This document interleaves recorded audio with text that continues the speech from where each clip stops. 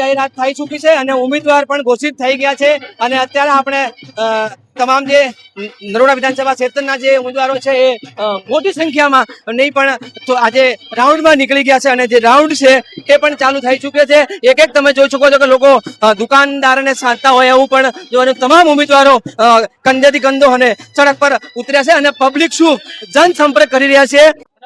ઉમેદવારો અત્યારે રાઉન્ડમાં છે અને જનતાના વચ્ચે જઈને આપણી સાથે જનતા જનાર્દન જોડાશે.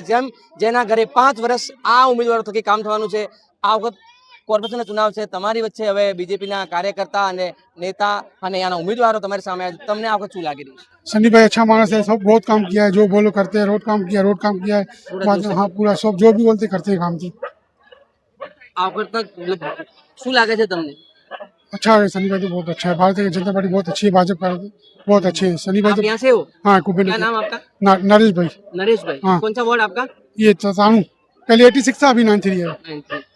तो यहाँ के स्थानिक है, हम बहन से बात करते हैं. आप जनसंपर्क में जुड़े हो, जनसंपर्क लोगों के सामने जा रहे हो, किस तरह से आपकी बार प्रतिशत कैसा मिल रहा है लोगों को? अच्छा, बहुत अच्छे, बहुत अच्छे, बहुत अच्छे. तो फटाकડાની અવાજ સાથે આવતો ખૂબ જ ધ્વનિ અને અને આ પબ્લિક સાથે આવવાની